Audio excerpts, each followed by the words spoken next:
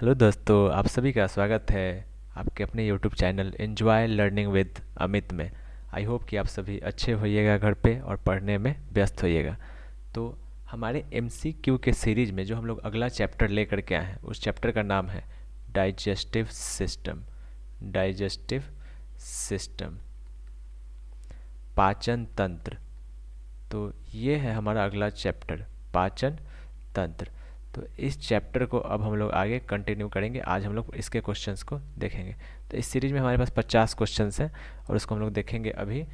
तो आप लोग वीडियो रोक करके पॉज करके आंसर करने की कोशिश कीजिएगा और कमेंट सेक्शन में आप लोग अपना बताइएगा जी कि कितना करेक्ट है, कितना रॉन्ग है। हाँ, और अगर वीडियो पसंद आए तो लाइक, शेयर और सब्सक्राइब जरूर कीजिएगा। चलिए, तो अपन स्टार्ट करते हैं पहले क्वेश्चन से। तो हमारा पहला क्वेश्चन है, भोजन के पाचन कहाँ आरंभ होता है? Where does digestion of food starts? भोजन का पाचन का शुरुआत कहाँ होता है? जैसा कि आप जानते हैं, अब सब लोगों को लगता होगा, माउथ में, मुख गुहा में जब हम भोजन खाते हैं उसी समय में कार्बोहाइड्रेट वाला जितना भी पदार्थ होता है, तो कार्बोहाइड्रेट के स्टार्च को माल्टोज में बदल दिया जाता है।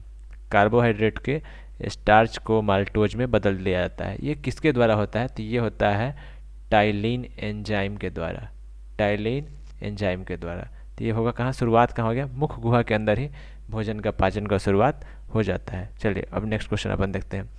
कौन सा पाचन तंत्र का हिस्सा नहीं है? जैसे कि आप जानते हैं, लंग्स, फेफड़ा सांस लेने में काम होता है, तो ये श्वसन तंत्र का हिस्सा होता है। रेस्पिरेटरी सिस्टम, फेफड़ा हमारे श्वसन तंत्र का हिस्सा है, बाकी सबका सब लीवर पाचन तंत्र, अमाशय पाचन तंत्र और आंत पाचन तंत्र। तो आंसर हमारा हो जाएगा ए, ये है श्वसन तंत्र का हिस्सा। चलिए, अब अपन क्वेश्चन नंबर 3 देखते हैं। आहार नाल का लंबाई, एलिमेंट्री कैनल।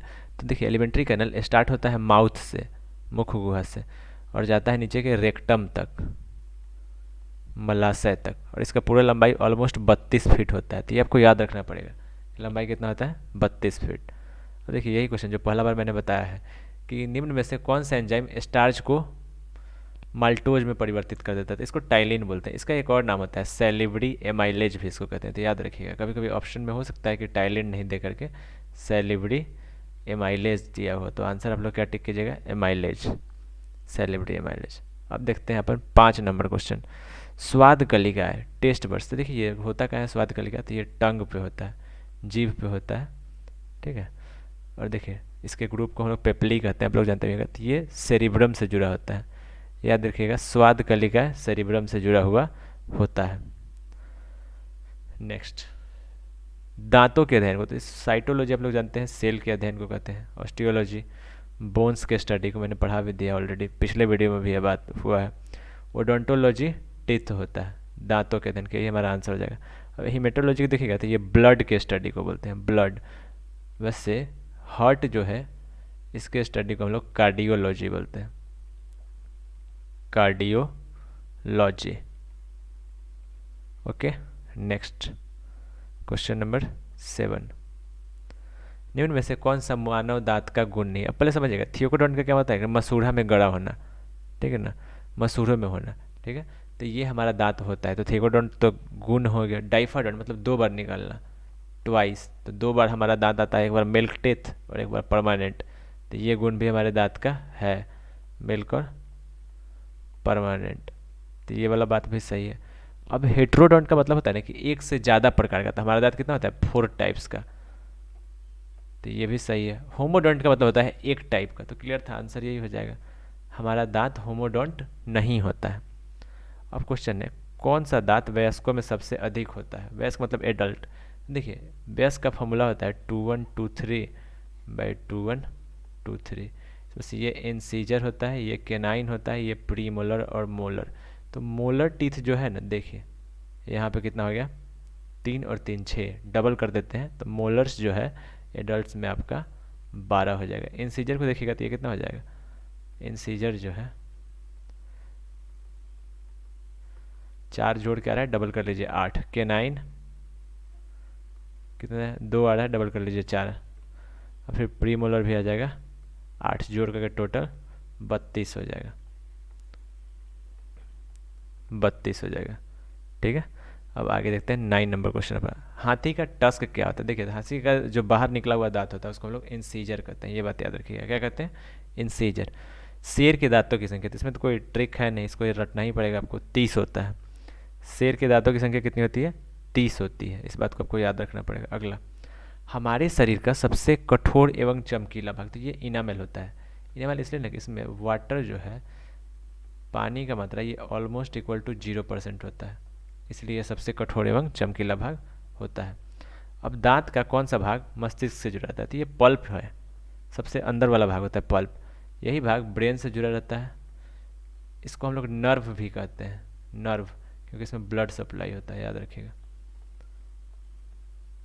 ब्लड सप्लाई दांत के अंदर के लेयर में। ठीक है, दांत में किसी दिन पढ़ा दूंगा, टेंशन नहीं लीजिए। अब नेक्स्ट वीडियो, ग्रास नली का लंबाई कितना होता है? ये बात भी बहुत इंपॉर्टेंट है। देखिए, होता क्या है कि जैसे माउथ से स्टार्ट होता है तो ग्रास नली, और यही ग्रास नली आगे जा करके अमाशय से जुड़ा होता है, इस तरीके से जा करके। ठीक है, तो ये ग्रास नली का लंबाई होता है 25 सेंटीमीटर। यहाँ पे स्टार्टिंग में आपका माउथ होता है, लाइक दिस, मानिए ना, इस तरीके से जा करके ऐसे होकर के माउथ रहेगा, और यहाँ पे इसको ऐसे जोड़ दीजिए, और पीछे से ले इसको ऐसे, तो माउथ खराब बन गया बहुत सारा, खैर कोई बात नहीं। लंबाई इसका 25 सेंटीमीटर होता है। आगे देखते हैं, ग्रास नली में भोजन किस विधि द्वारा गुजरता है? तो देखिए, जैसे मान लीजिए ऐसा सीधा पाइप टाइप है ग्रास नली, इसमें होता है क्या ना कि इसमें रिंग बना रहता है, रिंग बना है, तो ये रिंग ना कसता है, इधर से पूरा इसको चाप देगा तो भोजन नीचे गिर जाएगा। नीचे से जैसे देखिए इस तरीके से, यहाँ पे फुला दीजिए थोड़ा सा, यहाँ भोजन है। ठीक है, ऐसे यहाँ पे भोजन है। अब रिंग यहाँ से चापते जाएगा तो ये नीचे से ये ओपन होते चला जाता है, भोजन नीचे की तरफ खिसकते चला जाएगा, और इस गति को पेरिस्टेल्सिस मोशन, हिंदी में इसको क्रमांकुचन गति कहते हैं। क्रमांकुचन गति, याद रखिएगा, क्रमांकुचन गति, पेरिस्टेल्सिस मोशन। ठीक है, नेक्स्ट क्वेश्चन देखते हैं अपन। शरीर के किस भाग में प्रोटीन के पाचन का शुरुआत होता है? तो ये याद रखिएगा, अमाशय में होता है। अमाशय में प्रोटीन को पेप्सिन एंजाइम के द्वारा, पेप्सिन एंजाइम के द्वारा पेप्टोन में बदल दिया जाता है, पेप्टोन में बदल दिया जाता है। चलिए, तो नेक्स्ट क्वेश्चन देखते हैं। Name the largest part of alimentary canal, हमारे आहार नल का सबसे बड़ा भाग क्या है? आहार नल का सबसे बड़ा भाग क्या है? तो देखिए, आहार नल का सबसे बड़ा भाग जो होता है वो होता है स्मॉल इंटेस्टाइन। ये आपका ऑलमोस्ट 6.9 मीटर के आसपास होता है, 6 से 6.9 मीटर। ठीक है, 21 फीट कह सकते हैं इसको, तो ये सबसे बड़ा होता है। ठीक है, अब आगे देखिए, भोजन का पाचन कहाँ संपूर्ण होता है? देखिए, पाचन संपूर्ण होता है छोटी आंत में। ठीक है, कंप्लीट डाइजेस्टिव एंजाइम द्वारा, पूर्ण पाचक रस द्वारा, कंप्लीट डाइजेस्टिव एंजाइम के द्वारा ही पाचन हमारे छोटी आंत में कंप्लीट होता है। अब आगे देखते हैं अगले क्वेश्चन में।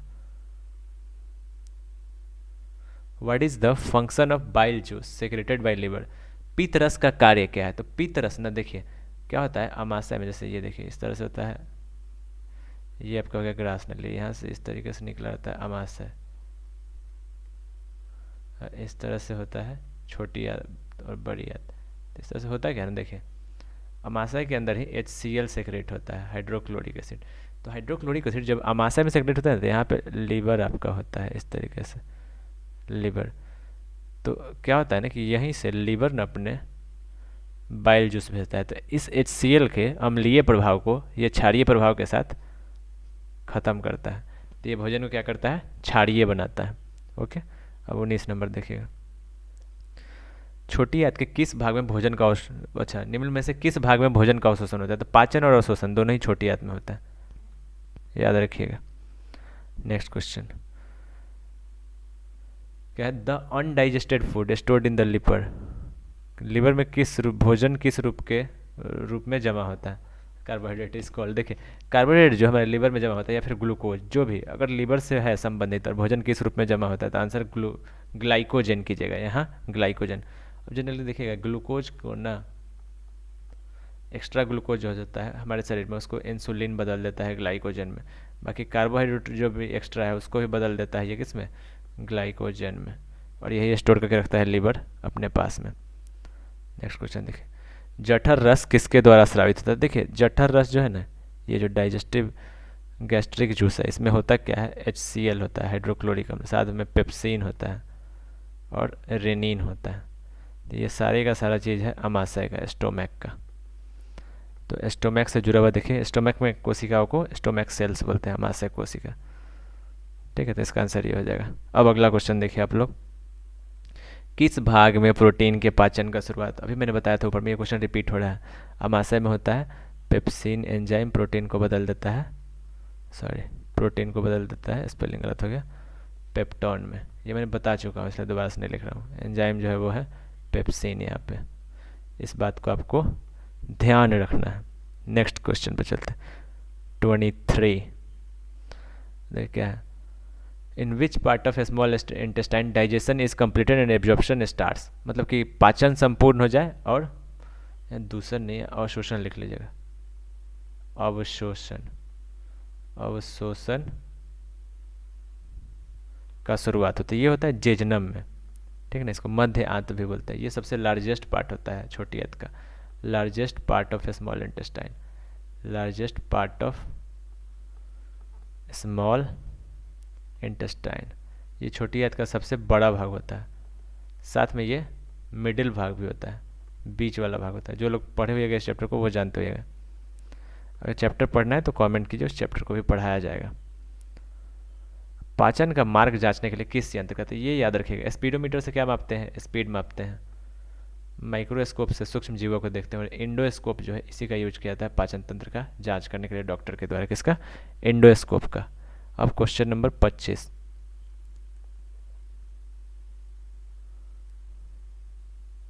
देखिए निम्न में से किस भाग में भोजन का पाचन नहीं होगा, यही क्वेश्चन है, किस भाग में भोजन का पाचन नहीं होता। अब लोग जानते हैं कि पाचन का शुरुआत मुख गुहा से हो जाता है, माउथ के अंदर स्टार्ट होता है पाचन स्टार्च का, यहाँ पे होता है प्रोटीन का, और यहाँ पे सभी का। बच के आ गया ईसोफेगस, इससे ना भोजन जुड़ता है। ईसोफेगस जो है, जैसे देखिए ये सिर्फ अमाशय को ऐसे जोड़े रहता है ऊपर वाले माउथ से, माउथ से ये जोड़ता है, बाकी फिगर पे नहीं बना रहे, फायदा नहीं है। तो इसका आंसर हमारा ईसोफेगस हो जाएगा। तो दोस्तों आई होप कि आप लोगों को वीडियो पसंद आई होगी, और अगर पसंद आई है तो इसको लाइक, शेयर और सब्सक्राइब जरूर कीजिएगा। और जल्द ही आपको इसका सेकंड पार्ट मिलेगा, जिसमें आपको 26 से 50 नंबर क्वेश्चन देखने मिलेंगे। तो आज के लिए हमारे 25 क्वेश्चन ही। आप आई होप कि आप लोगों को वीडियो पसंद आएगा। Okay, bye bye, take care.